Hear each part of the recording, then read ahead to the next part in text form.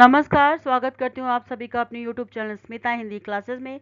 आज हम पढ़ने वाले हैं Bangalore north university BCA second semester का 9th लेसन राख ही जानती है जलने का ताप, और जिसका पुस्तक है काव्य कुंज। कवि परिचय जानते हैं। डॉक्टर मडना कुड्डू चिन्नस्वामी कन्नड़ के वरिष्ठ कवि, लेखक और आलोचक थे। उनका जन्म 1954 में चामराजनगर जिले में हुआ था। मुख्य रूप से इनकी रुचि कविता के बावजूद कहानी, नाटक, अनुवाद, संपादक साहित्य के अलावा साहित्य के विभिन्न विधाओं में भी किया। अब तक इनकी 40 रचनाएं प्रकाशित हो चुकी हैं और इनकी कविताओं का अनुवाद अंग्रेजी, हिंदी, स्पेनिश, फ्रेंच और हिब्रू सहित कई भारतीय भाषाओं में हुई है। इनकी बदौलत कविता और नाटक को स्कूल, कॉलेजों और महाविद्यालयों में पढ़ाया जा रहा है। इनको कई पुरस्कारों से सम्मानित किया गया, जिसमें कर्नाटक साहित्य अकादमी पुरस्कार 2009, कर्नाटक राज्योत्सव पुरस्कार 2014 और आपके बहु भारत और बौद्ध दर्शन रचना के लिए प्रतिष्ठित केंद्र साहित्य अकादमी पुरस्कार 2022 आदि प्रमुख है। इनकी अंग्रेजी की पहली रचनाएं दलित कास्मस ब्रिटेन के राउट्रेलर संस्था की ओर से 2023 में प्रकाशित है। द आउटलुक अंग्रेजी साप्ताहिक ने अपने 26 अप्रैल 2021 के विशेषांक के संरक्षण में अंबेडकर पर एक संक्षिप्त परिचय प्रकाशित कर डॉक्टर एन देवराज, हिंदी कन्नड़ के युवा कवि, कहानीकार एवं अनुवादक का जन्म 30/9/1974 को बेंगलुरु में हुआ। फिलहाल मोरारजी देसाई आवासीय पाठशाला बेंगलुरु में प्राध्यापक के रूप में कार्यरत हैं और कविताओं का अनुवाद आकाशवाणी बेंगलुरु के लिए कन्नड़ और हिंदी भाषा में किया। इनको भी पुरस्कार मिला। साइबर क्राइम के अनुवाद के लिए राष्ट्रीय पुरस्कार, जंगल तंत्रम उपन्यास के लिए लाल बहादुर शास्त्री अनुवाद के लिए और कुवेंपु स्मारक साहित्य रत्न, साहित्य सावित्रीबाई फुले राव पुरस्कार, राष्ट्रीय चेतना परिवार से गुरु द्रोणाचार्य पुरस्कार प्राप्त हुआ और इनके साहित्यिक देन को पहचान कर कर्नाटक सरकार ने सन 2016 से लेकर 2018 तक कुवेंपु भाषा भारती प्राधिकार का सदस्य नियुक्त किया था। कविता और उसका अर्थ कुछ इस प्रकार है। बंधुआ मजदूर थे मेरे दादा, एक बार प्यासे जानवरों को तालाब के किनारे छोड़कर खुद भी अंजलि भर पी लिया। जल गांव भर फैल गई यह खबर कि तालाब मैला हो गया मालिक। लोगों ने उसे पकड़ पुआल में डाल जिंदा जला दिया। यह कविता हमारे समाज में व्याप्त अमानवीयता और अन्याय को दर्शाती है। कवि ने अपने दादा की त्रासदी को उजागर किया है, जो बंधुआ मजदूर थे और अत्याचार सहने को मजबूर थे। जब उन्होंने तालाब से पानी पी लिया तो पूरे गांव में यह बात फैल गई कि पानी को अशुद्ध कर दिया गया है। समाज के उच्च वर्ग ने इसे बहुत बड़ा अपराध मानकर उन्हें उनके साथ बड़ी ही निर्दयता से उन्हें दंडित किया गया और पुआल में डालकर जिंदा जला दिया गया। यह घटना न केवल उस समय के वर्ग भेद और सामाजिक अन्याय को दर्शाती है, बल्कि यह भी बताती है कि किस तरह ताकतवर वर्ग अपनी शक्ति का दुरुपयोग किया करते थे। विशेषता, इस कविता में सामाजिक विषमता और अमानवीयता का मार्मिक चित्रण किया गया है। भाषा सहज परंतु प्रभावशाली है, जो पाठकों को झकझोरने में सक्षम है। उस जली राख को ढो न सके से भूमाता गरज कर वज्रपात से बिलख बिलख कर रो पड़ी। तब आसमान मालिक ने बरसात वन उसके सांत्वना दिया। तब राख से ढके अंगार के रूप में पिता का जन्म हुआ। इस काव्यांश में प्रकृति की करुणा और प्रतिशोध का अद्भुत चित्रण किया गया है। जब कवि के दादा को निर्दयता से जलाया गया तो उनकी राख को सहन न कर सकने के कारण धरती माँ भी विद्रोह कर उठी। बादलों ने गरज कर अपना रोष प्रकट किया और आसमान ने आंसू बहाते हुए बरसात ही कर दी। यह बरसात मानो न्याय की पुकार थी। जंगलों ने उस जलते हुए अस्तित्व की सांत्वना दी और उसी राख में दबी चिंगारी से कवि के पिता का जन्म हुआ। यह पुनर्जन्म अन्याय के खिलाफ एक नए संघर्ष की शुरुआत का प्रतीक है। विशेषता, इस कविता में प्रकृति को भावनात्मक और न्यायपूर्ण शक्ति के रूप में दर्शाया गया है। कवि ने प्रतीकों और रूपकों का सुंदर उपयोग किया है, जिससे कविता में गहरी संवेदना और सजीवता आ जाती है। फिर बंधुआ मजदूर बने मेरे पिता ने अपने पिता को याद कर वैसे ही एक संतान की अपेक्षा करते मंदिर के आंगन में हाथ फैलाकर साष्टांग नमस्कार किया।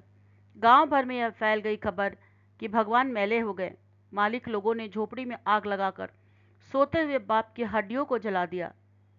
इस अंश में पीढ़ियों से चले आ रहे शोषण और अन्याय का हृदय विदारक चित्रण किया गया है।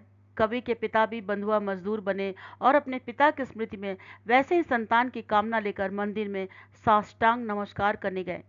लेकिन यह खबर भी गांव के पूरी तरह फैल गई कि उनके स्पर्श से तो भगवान भी अपवित्र हो गए।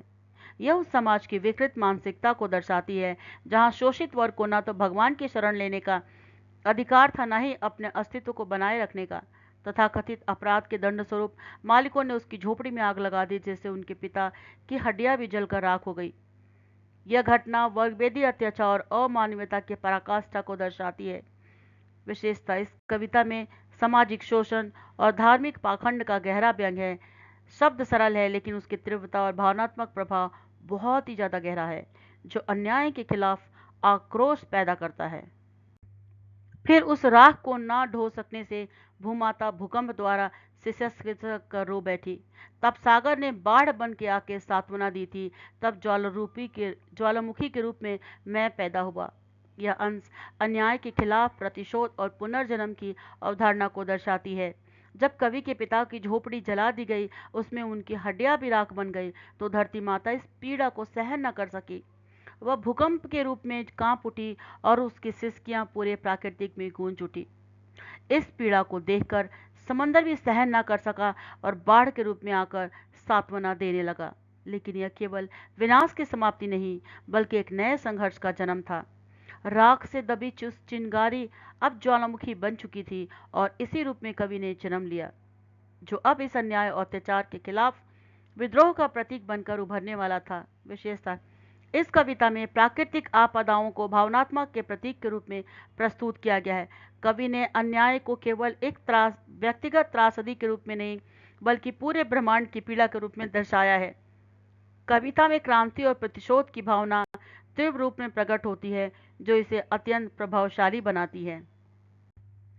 अब मुझे वे जला नहीं सकते, मुझे पकड़ने आकर वे खुद जल जाएंगे, क्योंकि मैं अज्ञान को जलाने वाला अक्षर बन गया हूँ।